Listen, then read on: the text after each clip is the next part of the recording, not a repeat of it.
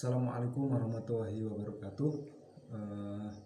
Pada kesempatan kali ini saya akan kembali mempresentasikan yaitu tugas review bab 11 mata kuliah metodologi penelitian PAI, dosen pengampu Bapak Hero Prayogo MPD, yang berjudul penyusunan proposal dan laporan hasil penelitian.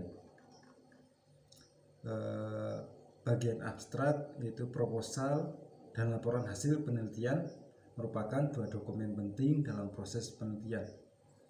Proposal berfungsi sebagai panduan bagi peneliti dalam melaksanakan penelitian, sedangkan laporan hasil penelitian bertujuan untuk mendokumentasikan dan mengkomunikasikan temuan penelitian kepada pembaca. Kunci daripada review kali ini yaitu yang pertama penyusunan proposal, yang kedua tata cara penulisan hasil penelitian, yang ketiga waktu penulis laporan, yang keempat format laporan. Pendahuluan, penyusun proposal penelitian yang baik membutuhkan pemahaman yang mendalam tentang tujuan dan metodologi penelitian. Laporan hasil penelitian yang efektif harus ditulis dengan jelas, ringkas, dan terstruktur. Langsung yang pertama yaitu yang bagian penyusunan proposal. Menyusun proposal penelitian merupakan bagian awal dari sebuah penelitian. Menyusun sebuah proposal bukanlah suatu hal yang mudah dalam penelitian, khususnya bagi peneliti pemula. Untuk itu perlu diperhatikan hal-hal apa saja yang diperlukan dalam menyusun sebuah proposal, sehingga seseorang dengan membaca proposal akan memahami apa yang akan dilakukan si peneliti.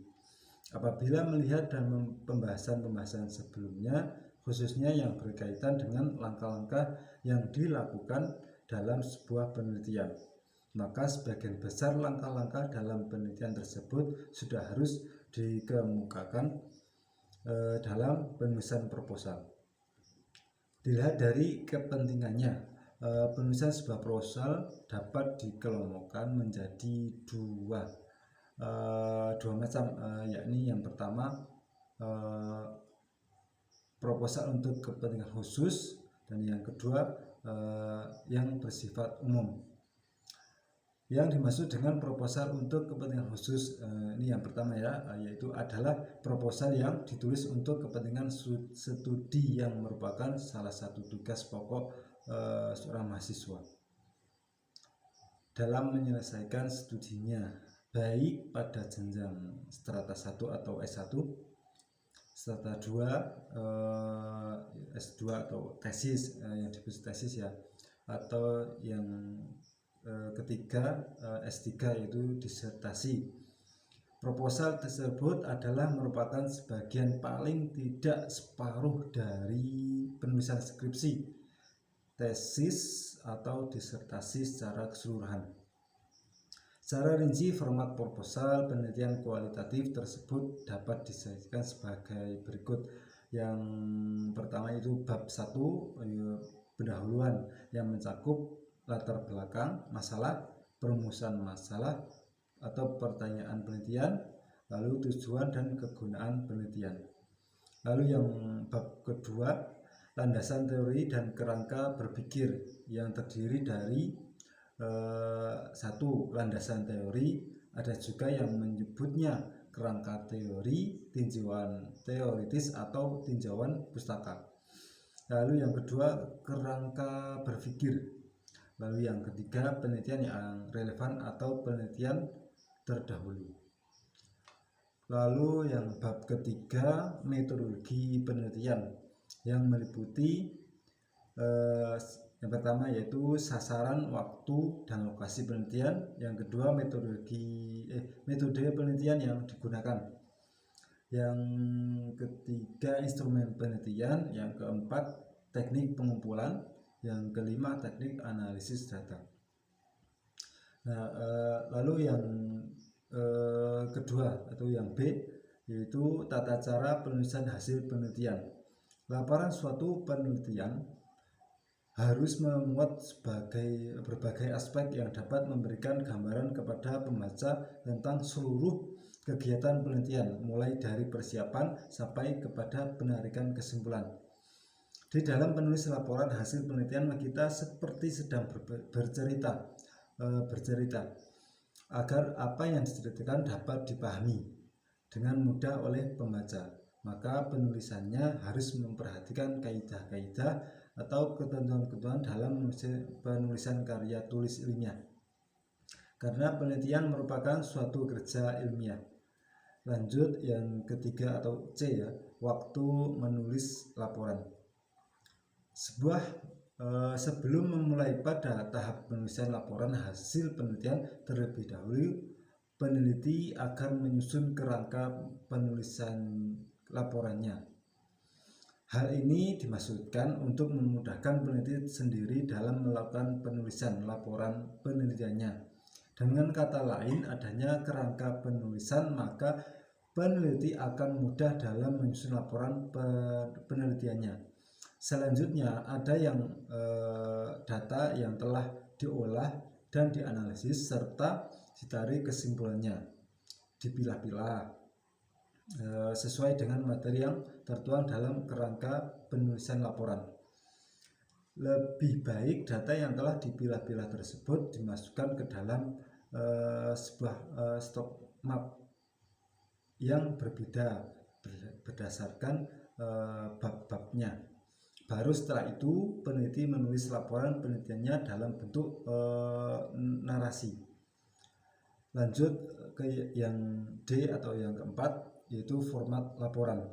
Penyajian laporan hasil penelitian cukup beragam formatnya, namun pada intinya adalah sama, yakni menyajikan data hasil penelitian secara utuh sehingga si pembaca laporan dapat mengetahui dan memahami dengan jelas apa yang telah dilakukan si peneliti, apa tujuan penelitiannya, dan bagaimana hasilnya. Temuan-temuan apa saja yang diperoleh dari penelitian yang telah dilakukannya. Perbedaan yang muncul dalam sebuah penyajian laporan hasil penelitian biasanya adalah dalam hal-hal berikut, yaitu pertama urutan penyajian, yang kedua penekanan materi yang dilaporkan, dan yang ketiga itu pandangan perlu tidaknya suatu bagian disampaikan kepada si pembaca.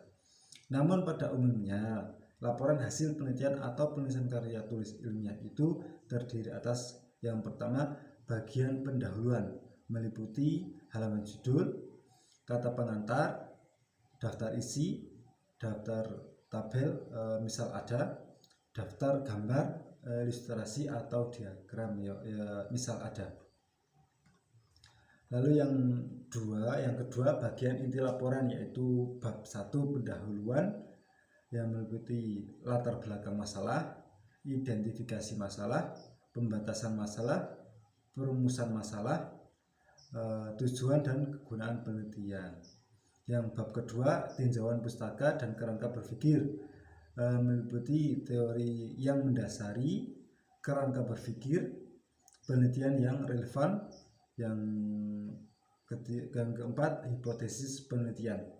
Lalu bab ketiga metodologi penelitian, meliputi yang pertama sasaran dan lokasi penelitian, yang kedua metode penelitian, yang ketiga populasi dan teknik pengambilan sampel, yang keempat teknik pengumpulan data, yang kelima instrumen pengumpulan data atau disebut IPD, dan uji coba atau tryout IPD. Yang kelima teknik pengolahan atau analisis data, yang keenam hipotesis statistik. Lalu yang bab keempat hasil penelitian dan pembahasan, meliputi deskripsi atau identitas responden, yang kedua hasil penelitian, yang ketiga pembahasan. Lalu yang bab kelima yaitu penutup, meliputi kesimpulan, lalu saran atau rekomendasi. Lalu yang ketiga bagian penutup terdiri dari yang pertama daftar pustaka, lalu yang kedua itu lampiran-lampiran. Nah, mungkin itu sebuah penyusunan laporan ya. Lalu kesimpulan daripada review bab tersebut yaitu menyusun proposal dan laporan hasil penelitian yang baik merupakan kunci untuk menghasilkan penelitian yang berkualitas.